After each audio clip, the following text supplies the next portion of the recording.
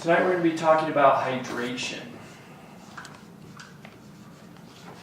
And when we look at hydration, we're specifically talking about the body and how it's able to hydrate itself, and also the importance of water and the water that we actually consume versus the water we actually produce. Okay? Did you know that you actually produce water in your body?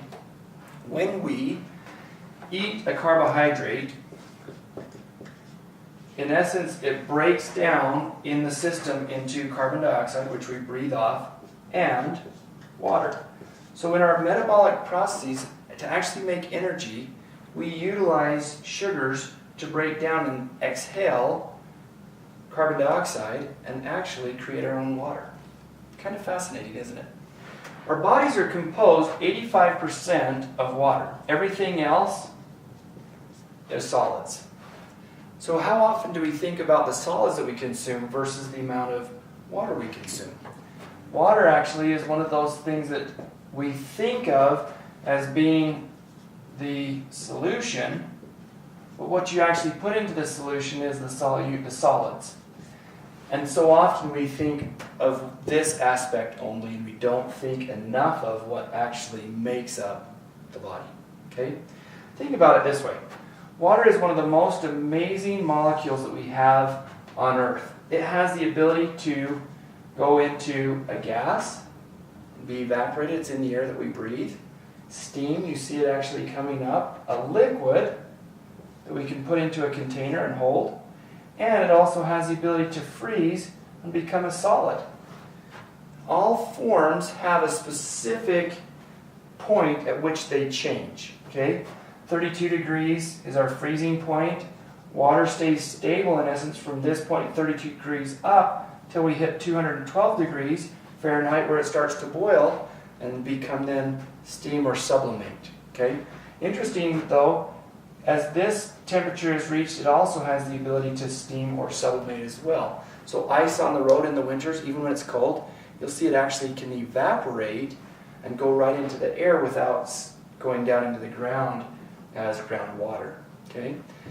Interesting too, when you take this same cup, have you ever seen when this cup of water has a little drop of water or some condensation around the side? If there gets to be a little bit underneath, it actually has a cohesive or adhesive factor to it. When you try to lift that glass up, or when one glass gets stuck in another and you try to pull them apart, they actually have a drawing effect. Water has the ability also, though, to wick or climb. Unlike a lot of other liquids, when water's in a straw, if there's something on the top of the straw that's actually drawing the straw, water has the ability to actually climb. It holds one another together and actually will draw or climb. Okay? Fascinating. Because when you look at a blade of grass, that blade of grass, in order to get water all the way up into here, uses that same cohesive factor of actually drawing water up into its distal portions by actually evaporating the water off and drawing then the water up through the root. The same thing though that a redwood tree that's over 200 feet tall can get that water from its base all the way out to its fronds, its little tiny needles. It does that by drawing that water, and it just keeps pulling and drawing and drawing. Okay? Pretty fascinating, really. In the body, this water acts then as a solution for dissolving solutes in. Our bodies actually then are often described as a giant sausage. Okay, so the skin holds the fluid in. And the more healthy the body is, the more healthy we can hold solution. In other words, think of it this way. Our bodies go through phases of hydration. When we are forming inside mommy's tummy, we actually are surrounded by fluid. And during this time of fluid surround, we actually are growing at a very, very rapid rate. Within a matter of days, we start to form certain appendages that will later become arms, legs, brain, eye buds, and all of this formation in 9 months is actually occurring. It's phenomenal. To go from 2 single cells meeting to being this full-grown, matured infant with identifiable appendages. okay, appearances. Completely, though, in a water environment. From the time that we're born until we mature at between ages 18 and 25, we continue to hydrate ourselves and grow at a rapid rate. From that point on, our hydration is steadily going down in our physical demise. And so hydration in these phases, in our aging process, is actually an indication then of our health and our wellness. Okay? When we look at the body then, this is an ideal state for the body. This is a rapid growth, but this is rapid deterioration. And as we look at many adults, how many of us actually drink any water after age 30, after age 40, after age 50? How much water is consumed? Think about your parents. Think about yourself and your children. How much do you encourage your children to drink? Hey, did you remember to drink? Yeah, how much do we drink as adults? Okay? So, as we look at hydration then, hydration of the cells in the system actually creates the means by which all life processes can occur. A cell has sodium on the outside and potassium on the inside. When they exchange, this fluid turgor inside the cell is maintained by the positive exchange of ions that cause an energy exchange and fluid exchange as well. So our bodies, when we drink, actually pull water in and out, but we also have then body maintenance of fluid or blood pressure or blood volume by two amazing glands that we have in our backs called the kidneys. Okay? Kidneys actually have the responsibility of constantly keeping a pulse, if you will, on blood volume and blood pressure. So when we look at this, these guys have the ability to absorb back sodium and potassium to draw fluid back into the cells or back into the blood volume before voiding. When we're dehydrated, our blood volume, we're trying to maintain and sustain, we produce less urine versus the times when we have or feel like we have copious amounts of water or more than enough when we actually then spill off more urine. Again, an amazing feat that the body can actually keep that type of a pulse, if you will, on its internal osmotic pressures. Okay? Again, fascinating to me. When we look inside the blood vessel actually uses electrolytes like this, but it also uses proteins like albumin to act as a vacuum to draw fluid that passes outside of those cells, outside of the blood vessel, to bathe the cells. Remember, not all cells are actually touching the capillaries. There are several cells that are 3 and 4 cells away from a capillary, and they have to be able to have fluids come around. And then there's another type of vessel that we have that's called a lymphatic vessel. How many of you are familiar with lymphatic fluid? Have you ever heard of that? Lymph glands, lymphatic fluid. And you hear of a condition called lymphedema. My mother-in-law has that after Yes. breast cancer. Yes. So often after breast cancer, what happens is they'll pull the lymph nodes in the armpit, which then all the blood fluid, not the cells themselves, but this extracellular fluid now doesn't come back up into the lymphatics.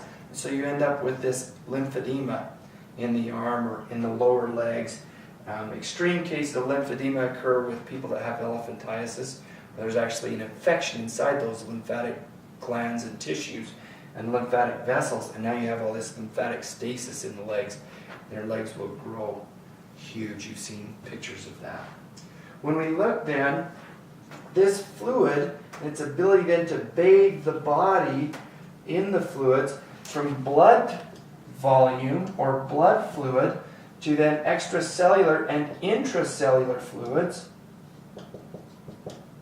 then becomes lymphatic fluid, and tissue from those lymphatics actually draw back up and rejoin into the blood tissue as well, and then gets recirculated by the heart. Okay? So again, when we talk about all these systems and how they interconnect, it's absolutely fascinating. Because a hydrated cell then can also create, adequate blood volume, adequate lymphatic fluid can actually then bathe our cells, and these cells then also have other types of cells like nerves that come in. Nerves are dependent on this extracellular fluid and intracellular fluid to have this sodium-potassium pump work. The sodium-potassium pump is actually what makes nerve conduction occur. So we actually have a signal that can go from back up here at the brain, and then from the brain be able to communicate all the way down through the body, and again dependent on lymphatic fluid or fluids and intracellular and extracellular fluids. Okay? Again, fascinating to me. This fluid also then carries other things. We have red blood cells that carry both oxygen as well as waste products away from the cells in carbon dioxide. The cells then in the brain, which brain makes up 5% of the body's mass or size, actually uses 20% of the body's oxygen, all delivered to the brain by the blood fluid. Okay? The actual red blood cell, but carried in the fluid that's taken to the brain. So the more dehydrated we get, the less easily these red blood cells can carry oxygen to the brain or the peripheral tissues. And we'll see that a lot of times in people who have conditions like diabetic neuropathies, circulatory impairments that are associated with loss of elasticity in the cells or the ability for those blood vessels to deliver oxygen to the periphery. And you start to see gangrenous wounds or poor wound healing. Have any of you ever seen gangrene? It's awful, isn't it? Or smelled gangrene? The smell is atrocious. You'll never forget it. Okay? But it's sad because so many people deal with that. Now, here's the amazing thing. By the time we experience dry eyes, dry mouth, makes me want to drink a lot of water. I know. Already done. By the time we experience though dry eyes, okay, or even dry mouth, we actually have already lost, or by the time the thirst center kicks in, we've lost 2% of our body water. The thirst center kicks in back in here in the brainstem when we've lost 2% of our body water, and the body says, hey, I'm thirsty. But how many senior adults complain of dry eyes and dry mouth? Right? How many adults complain of dry eyes and dry mouth? How many little kids complain about dry eyes and dry mouth? Very few, right? Hey, Mom, I can't spit. All right. Stop spitting. Right? They're constantly spitting. But that's also an indication of their hydration. Their body is learning. Their brain is learning. They're learning new things, and they have adequate hydration. When they don't, they crave it. So what do we often, though, get confused in giving to kids? Because accompanying thirst is often hunger. Okay? And we get confused by giving juices, energy drinks, soda drinks, and other counterfeits for actually what water will do. Okay? So if you're drinking caffeine or coffee or tea, if you're drinking juice for breakfast, energy drinks or soda during the day, that doesn't count as water. That actually counts as what we call a diuretic. It makes the kidneys work faster to try to eliminate further dehydratingness. Okay? The interesting thing is, one of the first or the early signs of Parkinson's disease, even before the tremor, is loss of smell, but then followed by dry eyes and dry mouth. Okay? So neurodegenerative diseases are associated with loss of body water or dehydration. What else can we see? When we experience this loss of water in the body actually uses histamine as a neurotransmitter to upregulate our intake and our ability to draw up water. Did you know antihistamines, which are commonly used for what? What do we take antihistamines for? Allergies. Okay? Histamine actually is increased when we're dehydrated. So allergies are actually linked to dehydration. Did you know that 2/3 of all of the histamine receptors in the body are in the gut. Isn't that fascinating that 2/3 then, the primary place where water is absorbed is in the large intestine, the large dehydrator of the body.